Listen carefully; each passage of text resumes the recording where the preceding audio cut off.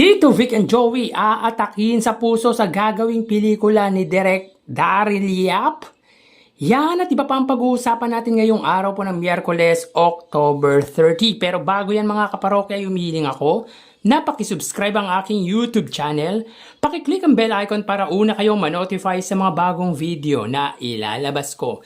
At pakidamay nyo na din na i-follow ang aking Facebook page na Mega TV at ang aking TikTok account na Kaparokya TV. Maraming salamat! So mga kaparokya, bago tayo tumuloy sa ating main topic ay pag-usapan muna natin ang main host ng It's Showtime na si Vice Ganda. So nitong nagdaang Lunes mga kaparokya ay personal na hinatid nito ang kanyang tulong para sa nasalanta ng bagyong Christine sa headquarters mismo ng Sagip Buhay Foundation.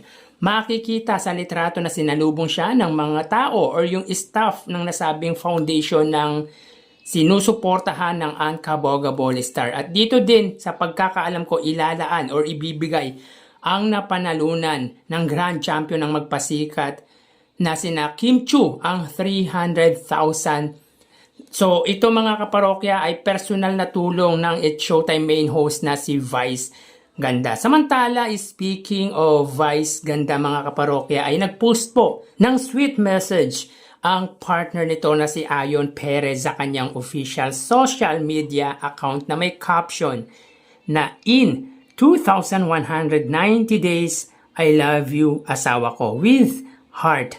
So wala naman tayong masabi sa post nito dahil bias ako sa same-sex relationship pero hindi natin ini-invalidate ang kasiyahang nadarama ng dalawa. Yun naman ang importante mga kaparokya, ang maging masaya at maging maligaya kayo sa isa't isa. Samantala punta naman po tayo sa highest views na nangyari kahapon sa dalawang noontime show. So sa oras na 1:24 PM sa segment na Kalokalike, ang It's Showtime po ay may highest views na 80,000 viewers.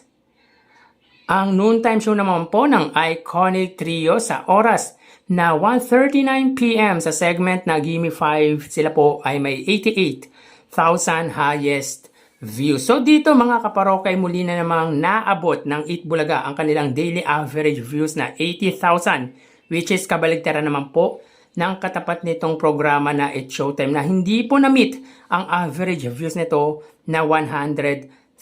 So 2 days in a row or 2 consecutive days na po hindi na-aabot ng Madlang People Noontime Show ang target numbers nila after magpasikat. So struggle po talaga sila ngayon after po ng magpasikat. So mga kaparokya, bago tayo mapunta sa ating main topic ay mag-shoutout muna tayo.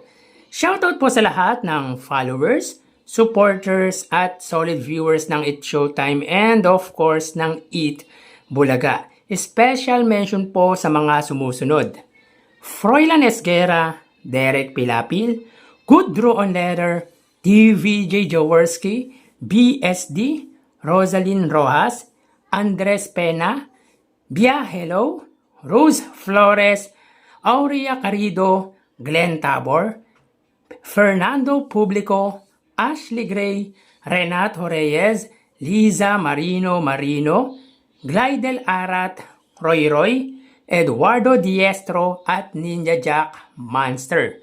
Maraming salamat po sa patuloy na panunod nyo sa aking video at sobrang na-appreciate ko po kayo mga kaparokya. So yun nga mga parokya, according po sa Kapuso Alliance ay aatakihin daw di umano sa puso ang TVJ or yung Tito Vic and Joey dahil sa nirepost nitong post ng direktor na si Daryl Yap about po sa plano nitong gawing pelikulang kwento ni Pepsi Paloma. Sabi sa caption nito mga kaparokya, sigurado may aatakin sa puso yung tatlong thunders, but wait, there's more. Hindi lang ang TVJ supporters kundi pati ang TVJ vloggers at pro TVJ ang umuusok ang tumbong nila.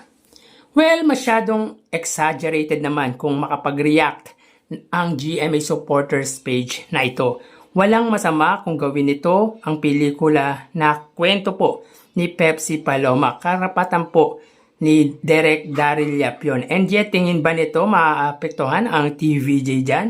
Tingin ko ay hindi. Dahil alam nila sa sarili nila na wala silang ginawang masama kay Pepsi Paloma. Patunay na yung mga kaibigan ni Pepsi na palabas lang ng dati nilang manager na si Ray De La Cruz ang kwento para sumikat ang alaga nito.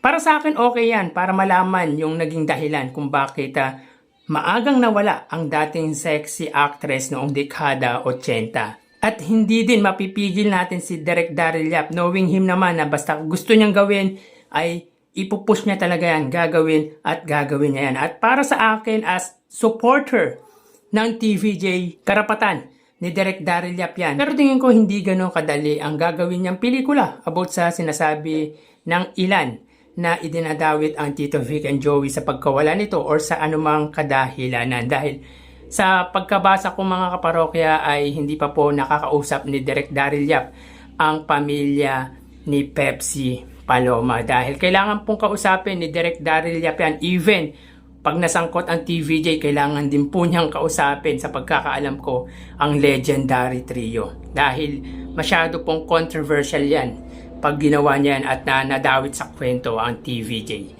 So, tingin ko hindi ganun kadali pero kung magagawa niya yan is karapatan ni Direk Daryl Yap yan. And I'm confident enough na walang dapat ikabahala ang Tito Vic and Joey. Pabor sa kanila yan para lumabas talaga ang katotohanan. At regarding sa vlogger ng TVJ, hindi sila aalma kung walang magpo-provoke sa kanila like this one.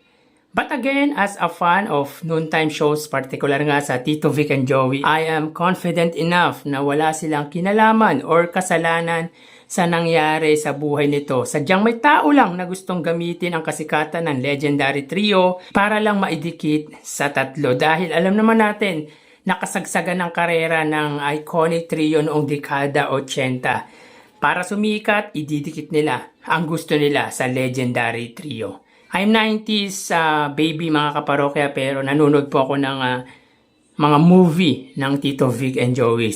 Sobrang sikat po sila noong dekada 80. At sila lang po ata ang nakakagawa ng 5 movie sa isang taon. Yun nga mga parokya, kung maayos ang handler ni Pepsi Paloma, bakit hindi maganda ang pagkawala nito? Dahil kung masamang tao talaga ang TVJ or sangkot man sila sa nangyari kay Pepsi Paloma, naniniwala pa rin ako sa karma. Pero ang tagal na panahon na, maayos naman ang buhay ng Legendary Trio. May maayos na pamilya, mayaman, at nakakatulong pa sa sambayan ng Pilipino.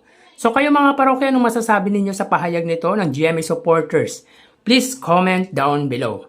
So hanggang dito na lang po mga parokya, magsiingat po tayo. Thank you and God bless.